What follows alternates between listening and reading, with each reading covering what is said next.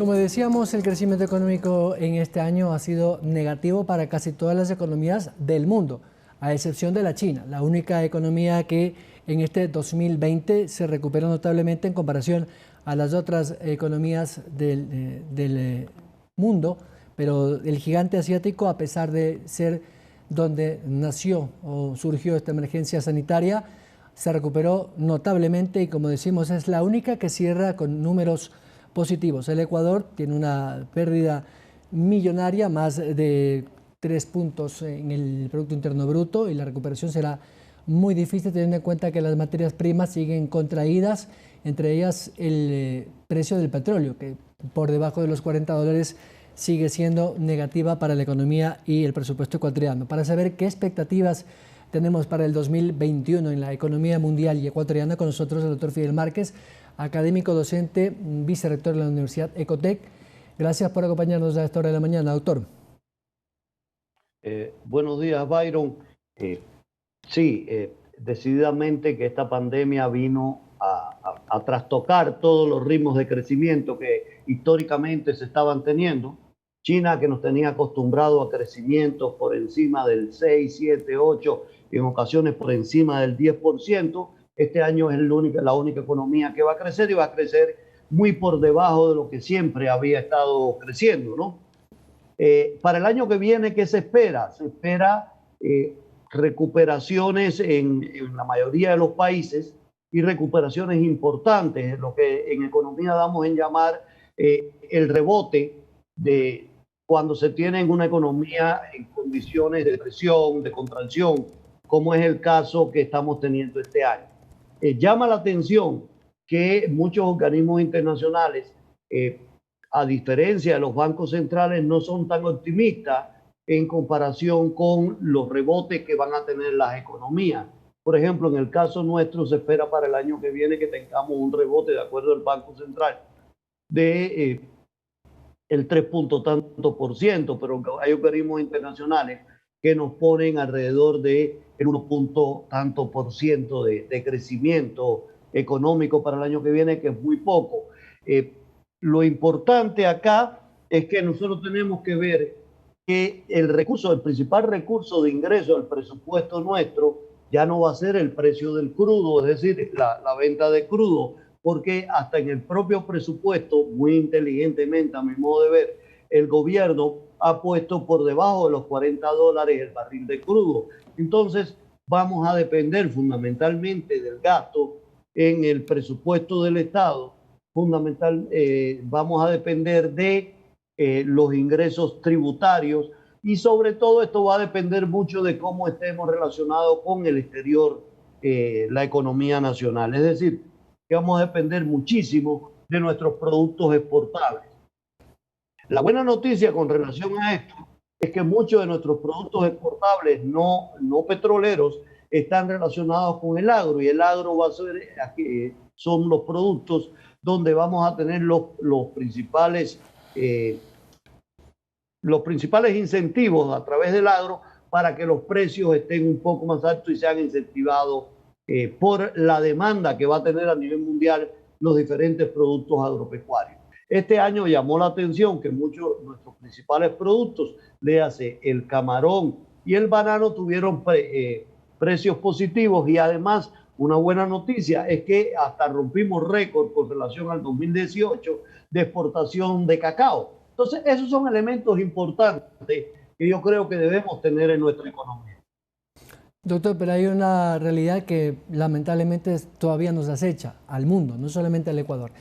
Y es que con esta nueva cepa que se ha dicho que ha surgido en el Reino Unido, se están restringiendo muchas actividades, el consumo se va a restringir evidentemente, y las materias primas que por lo general en invierno, cuando inicia el invierno en el hemisferio occidental, se aumenta el consumo. Por ejemplo, las frutas como el banano, que son muy demandadas en el primer trimestre de cada año, incluso el petróleo, porque por las inclemencias del clima también sube la demanda de energía, no solamente en Europa, en Estados Unidos, sino también en Asia. No necesariamente este año, este primer trimestre del año, digo, van a ser buenas. No sé qué dicen los operadores internacionales que hacen estos análisis de riesgo.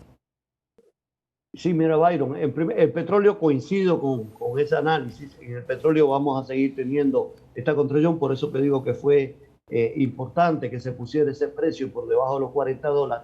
Pero un poco en relación a la alimentación, sí va a haber, ya sea por parte de los países o por parte de organismos internacionales, una mayor demanda de productos para enfrentar la situación que se está teniendo en relación con la posible hambruna que pueda venir como consecuencia de la contracción que se ha estado teniendo hasta este momento. Yo creo que ahí se nos presenta al Ecuador una bonita oportunidad para poder nosotros tener recursos importantes vía exportación de productos alimenticios.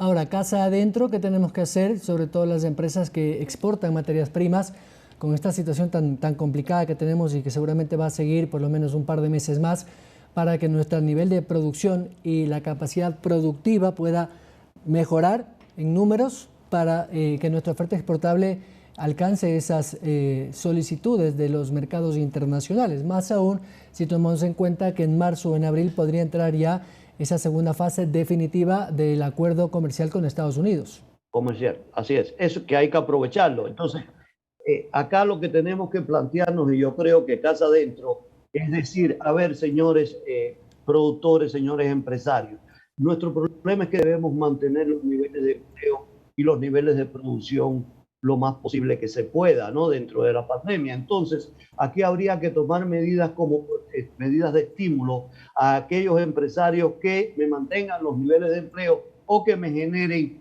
nuevos niveles de empleo, nuevos puestos de trabajo y por tanto, a partir de ahí, con ese estímulo que pudieran ser estímulos tributarios, decir lo que necesitamos es generar producción para que existan las posibilidades de incremento de exportación y a su vez que nuestros trabajadores tengan un ingreso constante y permanente que les permita solucionar necesidades básicas que tendríamos que enfrentar durante el primer trimestre. Entonces, con más fuerza, para el primer trimestre había que plantear una serie de estímulos a el sector productivo para mantener niveles de empleo y producción y productividad. Precisamente el titular de Economía, Mauricio Pozo, ha hablado varias veces en un paquete de reformas estructurales, no solamente desde el punto de vista tributario. Entre esas, por ejemplo, las modalidades de contratación, que es uno de los temas, digamos, candado para los inversionistas, tanto locales como extranjeros, para crear nuevas fuentes de riqueza o emprendimientos que le permitan tener flexibilidad laboral, que no necesariamente implica un deterioro de la calidad del empleo. Sin embargo, se necesitan estas reformas urgentes. ¿Se podría tener estas reformas el primer trimestre del año o al ser un año electoral y en plena campaña esto quedará para el próximo gobierno? Mira, yo creo que aquí tenemos que obrar como país y hay que tomar medidas y todo, las distintas instituciones gubernamentales, parlamentarios, etcétera, tienen que estar conscientes de la situación que se está teniendo. Y además, algo que vengo planteando, Byron, nosotros debemos ir a una economía de guerra.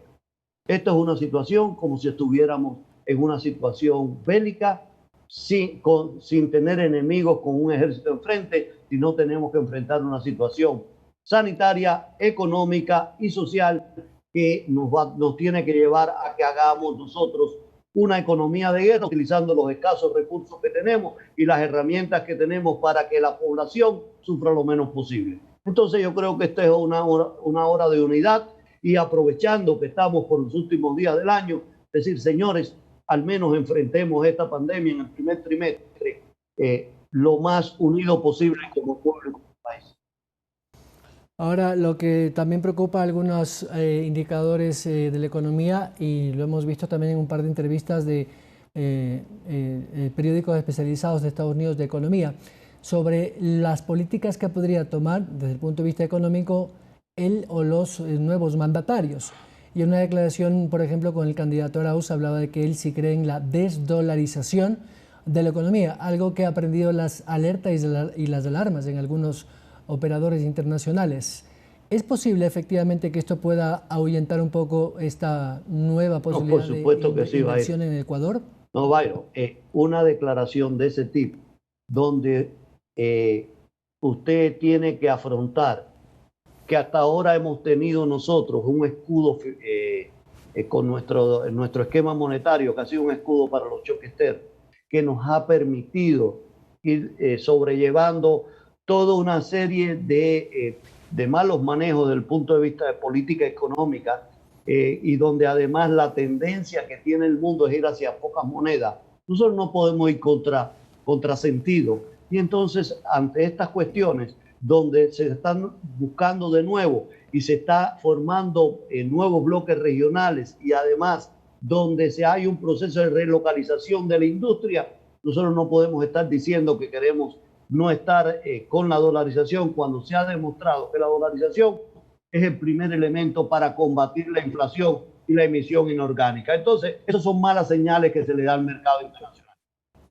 ¿Usted ha visto una propuesta clara y contundente de reestructura o de, digamos, de reactivación económica de alguno de los candidatos desde el punto de vista económico? Yo por lo menos no la tengo claro. ¿Qué ve usted? Yo tampoco la tengo clara, Byron. Estamos iguales ahí. Entonces yo creo que los candidatos deben centrarse en cómo enfrentar la situación, cuáles son las medidas, decirnos medidas que sean realmente creíbles y ejecutables.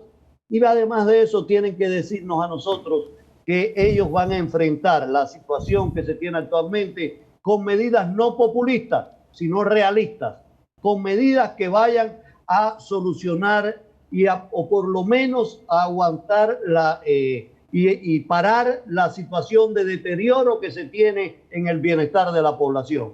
Y no medidas populistas que suenan muy bonitas, pero que al final de cuentas no están los recursos necesarios. Tenemos que trabajar con los recursos que se tengan en la economía nacional. Por eso es que mi criterio es que tenemos que ir a una economía de guerra. Doctor, a propósito de economía de guerra, el Fondo Monetario desembolsó en los últimos días, el 21 para ser exactos, los últimos $2.000 millones que le dio un respiro a la ya golpeada economía ecuatoriana, sobre todo de la caja fiscal, y el gobierno ha podido cumplir con algunos compromisos. Pero aún le queda un saldo importante de cubrir y el fondo no dará ningún nuevo desembolso, creo que hasta mediados de año. De lo que había leído, entre el 2021 y el 2022 podría haber unos 2.500 millones más o menos en el último tramo del desembolso. Pero ¿cómo podrá manejar la economía ecuatoriana el gobierno en estos pocos meses si no tiene los ingresos ni petroleros ni por impuestos? Bueno, lo primero es que va a haber una reducción, ya se ha planteado una reducción del presupuesto, ¿no? En función de esto creo que alrededor del 10%.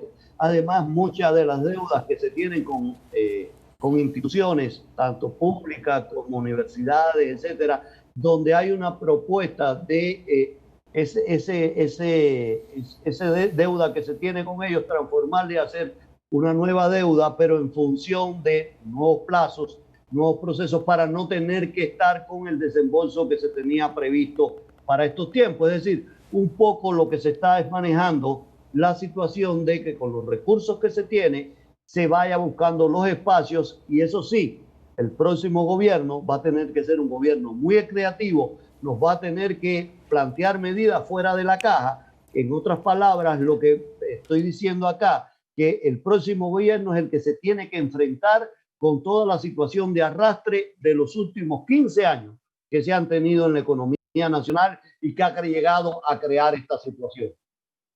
Fidel Márquez, docente y catedrático de la Universidad de Ecotec, muchas gracias.